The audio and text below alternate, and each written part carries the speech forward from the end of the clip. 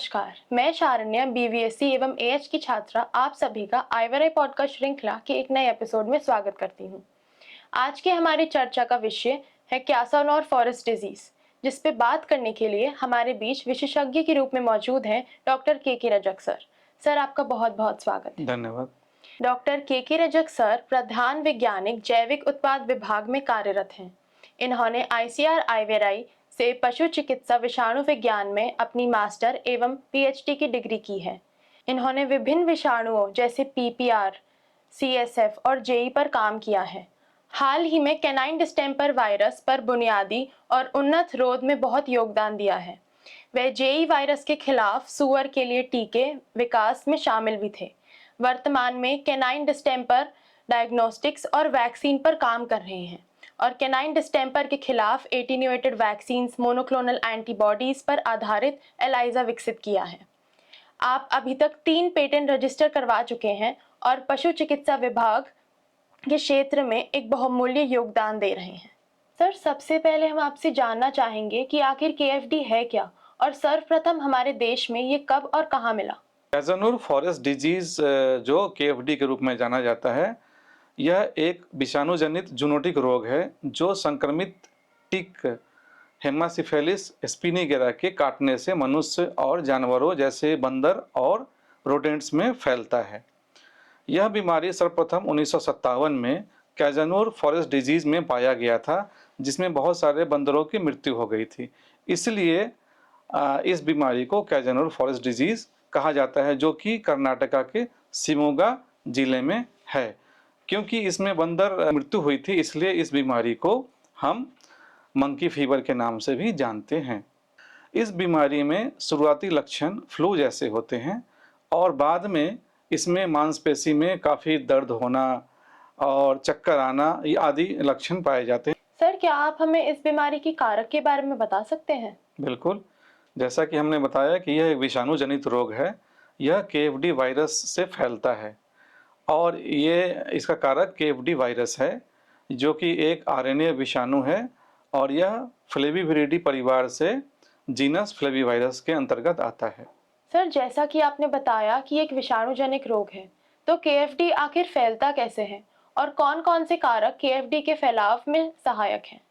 KFD मुख्य रूप से संक्रमित टिक के काटने से फैलता है और साथ ही अगर संक्रमित पशु हो, खास करके मंकी या जिस मंकी की मृत्यु हो गई हो उसके संपर्क में आते हैं तो उससे फैलता है।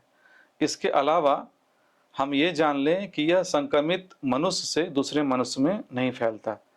जहाँ तक इसके फैलाव के कारक के बारे में जानने की कोशिश करेंगे तो सर्वप्रथम यह ऐसे जगह पे जहाँ पे टिक की का पॉपुलेशन बहुत है, जैसे टिक बहुत ज़्यादा लंबे घास वाले क्षेत्र या वन वाले क्षेत्र में होते हैं, तो वो बहुत बड़ा फैक्टर है। जलवायु भी इसमें बहुत बड़ा फैक्टर होता है। जहाँ पे उच्च तापमान या जिसमें ह्यूमिडिटी बहुत ज़्यादा होती है, वो टिक के प्रजनन में के लिए अनुकूल होता है। तो ये भी एक बहुत बड़ा फैक्टर है जो हमारे रोग संचरण में सहायक होते हैं। उसके बाद जैसे मनुष्यों का आवागमन, अगर हम वन क्षेत्र में मनुष्य की गतिविधियां बढ़ती हैं तो क्या होता है कि मनुष्य वन के क्षेत्र में जाता है और वहाँ से टिक संक्रमित होकर के आते हैं, तो ये भी एक बहुत बड़ा फैक्टर है। उसके बाद जो सबसे बड़ा फैक्टर जो हमें जानना चाहिए कि जब हम अपने पास जैसे मवेशी रखते हैं, जैसे गाय हो गया, भैंस हो गए या बकरी हो गई, अगर इन पशुओं को हम वन क्षेत्र की तरफ अगर हम चराने के भेजते हैं और उस वन क्षेत्र में अगर संक्रमित टिक इनके बदन पे अगर आ गए और उससे अगर वो टिक हमारे घरों तक पहुंच गए तो वो भी एक बहुत बड़ा फैक्टर होता है। क्योंकि हमें ये जानना चाहिए कि ये टिक संक्रमित टिक इन मवेशियों को कोई खतरा नहीं होता है, उससे मवेशियों को इस टिक से कोई खतरा नहीं है। लेकिन हाँ, वो संक्रमित टिक मनुष्य के पास अगर काट ले तो उससे मनुष्य को बीमारी हो सकती है। और एक महत्वपूर्ण बिंदु है जो हमें जानने की ज़रूरत है कि हमें किसी भी बीमारी के संचरण में रिजर्वायर होस्ट वो होस्ट होता है जिसमें विषाणु या जीवाणु रहते तो हैं लेकिन उसमें कोई लक्षण नहीं दिखते। तो रिजर्वायर होस्ट इस बीमारी में जैसे जंगली कुक्कुट स्तनधारी छोटे पशु एवं बहुत सारे रोडेंट जैसे चूहे हो गए, ये सारे रिजर्वायर होस्ट का काम करते हैं। तो इनका भी इस बीमारी के फैलाव में बहुत महत्वपूर्ण भूमिका होती है। सर, इस रोग से संक्रमित व्यक्ति में लक्षण आने में कितना समय लगता है? अमूमन इस बीमारी से संक्रमित व्यक्ति में 3 से 8 दिन का समय लगता है और इसे हम इंक्यूबेशन पीरियड के नाम से भी जानते हैं। सर, इस रोग के लक्षण जानवरों एवं मनुष्य में क्या है और इसमें मृत्यु की संभावना कितनी है? जहाँ तक इस रोग के लक्षण मनुष्य की पहले हम बात कर लें, तो जैसा मैंने आपको पहले ही बताया कि शुरुआती लक्षण फ्लू के जैसा होता है, जिसमें सर्वप्रथम तेज बुखार, जिसमें 104 डिग्री फ़ारेनहाइट तक के तापमान आ सकते हैं।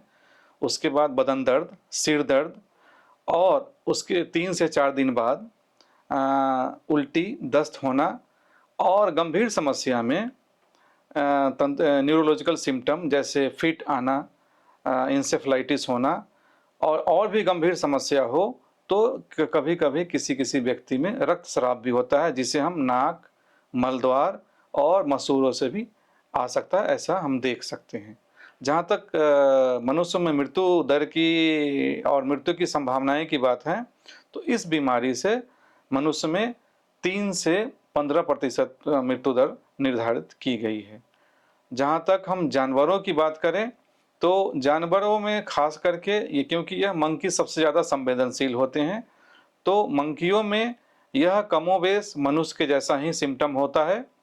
बस इसमें दोनों में केवल अंतर ये है कि जानवर मंकी में जो है रोग के लक्षण जो है सबसे ज़्यादा तंत्रिका तंत्र से जुड़े होते हैं, जो नर्वस सिस्टम से जुड़े होते हैं, जिसमें आपको न्यूरोलॉजिकल सिम्पटम बहुत ज़्यादा देखने को मिलते हैं और जिसके कारण इनकी मृत्यु दर जो है 80% तक पाई गई है। सर, क्या आप केएफडी के उपचार और रिकवरी पे प्रकाश डाल सकते हैं? और केएफडी से संक्रमित व्यक्ति को क्या करना चाहिए ताकि वो शीघ्र स्वस्थ हो सके? जैसा हम जानते हैं कि ये विषाणु जनित रोग है, तो विषाणु जनित रोग के का कोई स्पेसिफिक ट्रीटमेंट नहीं है, कोई विशिष्ट उपचार होता नहीं है। हमें संक्रमित मनुष्य को या जानवरों को हमें सपोर्टिव थेरेपी के ही ऊपर निर्भर करना पड़ता है।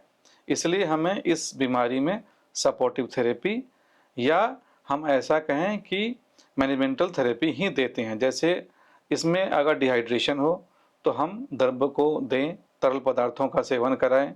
अगर बुखार हो तो बुखार की दवा दें और अगर अगर न्यूरोलॉजिकल सिम्पटम आ रहे हों तो उसका प्रबंधन करें।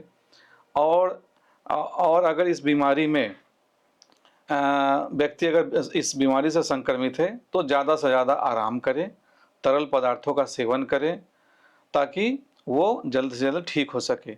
अमूमन इस बीमारी में 80% लोग 1 से 2 सप्ताह में ठीक हो जाते हैं, स्वतः ठीक हो जाते हैं और 10 से 20% लोगों में ही गंभीर समस्या उत्पन्न होती है। अगर आपको गंभीर समस्या जैसे अगर न्यूरोलॉजिकल सिम्पटम है, फिट आ रहे हैं, चक्कर आ रहे हैं, आपकी दृष्टि बाधित हो रही है, तो उस कंडीशन में आपको डॉक्टर से तुरंत परामर्श लेकर के आपको अस्पताल में भर्ती होने की आवश्यकता पड़ सकती है। सर, केएफडी के लिए कौन सी वैक्सीन उपलब्ध है और क्या आप हमें इसकी टीकाकरण के बारे में बता सकते हैं? केएफडी के लिए इनएक्टिवेटेड वैक्सीन उपलब्ध हैं जो 7 से 65 वर्ष के आयु के लोगों में दिया जाता है।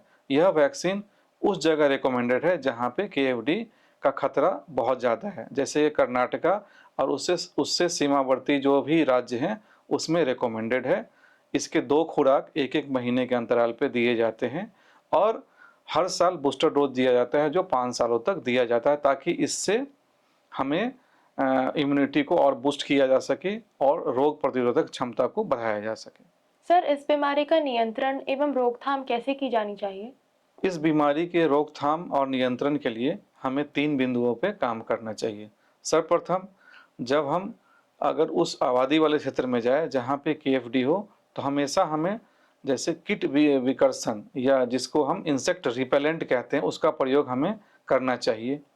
दूसरा, ऐसे क्षेत्रों में हमें टीकाकरण निश्चित रूप से करानी चाहिए ताकि हम उस बीमारी से बचे रह सकें। और तीसरा जो है, जहाँ पे मृत बंदर हैं और ये जो बंदर इस KFD से मृत हैं उसके संपर्क में आने से बचें। अगर कहीं भी हमें मृत बंदर या इन्फेक्टेड जानवरों के बारे में पता लगता है तो उससे 5 किलोमीटर के दायरे में जो है एरेकिसाइड, जिसे हम कीटनाशक दवा बोलते हैं, उसका छिड़काव करते हैं ताकि उस एरिया से आगे उस रोग का संचरण को हम बाधित कर सकें या रोक सकें। सर, क्या आप हमें KFD का भारतीय परिदृश्य यानी स्टेटस बता सकते हैं? KFD का अभी जो स्टेटस है इंडिया में, आपको मैंने पहले ही बताया था कि 1957 में इस बीमारी की सर्वप्रथम खोज की गई थी, जो कर्नाटका के शिमोगा जिले के कैजनूर वन क्षेत्र से हुआ था इसका। उसके बाद कुछ दिनों के लिए बीमारी को मनुष्य में नहीं देखा गया। बाद में यह बीमारी फिर से पुनः, जिसको बोलते हैं पुनः, इसका प्रकोप पाया गया और उसके बाद उसके बहुत सारे जिले में, कर्नाटका के ही शिमोगा के अलावा बहुत सारे जिलों में यह फैला।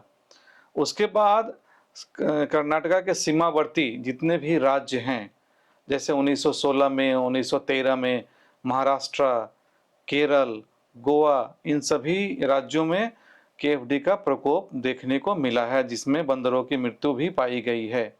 अभी हाल ही में फरवरी में 2024 फरवरी में 2 लोगों के मरने की पुष्टि भी हुई है। कर्नाटका के शिमोगा जिले में ही 2 लोगों के मरने की पुष्टि भी हुई है और तकरीबन 54 लोगों में इस बीमारी की पुष्टि हुई है।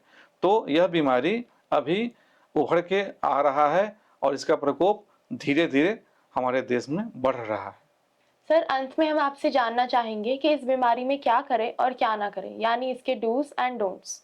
इस बीमारी में जो चीज़ हमें नहीं करनी है वो 2-3 बिंदुएं हैं जिसको हमें ध्यान देने की बात है। जहाँ पे बंदरों की मृत्यु हुई है उसके संपर्क में बिल्कुल नहीं आना है, वो मैंने पहले ही बताया। दूसरा है कि जब भी बंदरों का सब विच्छेदन हो तो उसको PPE किट पहन के ही करें ताकि अपने आप को हम उस संक्रमण से बचा सकें। और तीसरा जो सबसे महत्वपूर्ण है, जो हम लोगों के लिए काफ़ी महत्वपूर्ण पॉइंट है, कि जब कभी भी हम अपने मवेशियों के बिस्तरे को बनाने हेतु घास अथवा पत्तियां लाते हैं तो वो जंगलों से लाएं, उस जगह से लाएं जहाँ पे KFD संक्रमित टिक का निवास ना हो। अदरवाइज होता क्या है कि हम पत्ते जब लाते हैं या घास लाते हैं तो उसके साथ संक्रमित टिक को भी अपने घर में ले आते हैं, जिससे हमें संक्रमण का खतरा बढ़ जाता है। अगर हम इन सभी बिंदुओं पे काम करें तो इस बीमारी से बचाव खुद भी कर सकते हैं और बाकियों को भी करा सकते हैं। सर, आपका बहुत बहुत धन्यवाद जो आपने इतने संक्षिप्त रूप से हमारे दर्शकों के साथ अपने अनुभव को साझा किया और इस गंभीर बीमारी के बारे में उन्हें बताया। Thank you. आप सभी दर्शकों का भी बहुत बहुत धन्यवाद। ऐसे ही और जानकारी के लिए जुड़े रहिए आइवेराई पॉडकास्ट श्रृंखला के साथ। नमस्कार।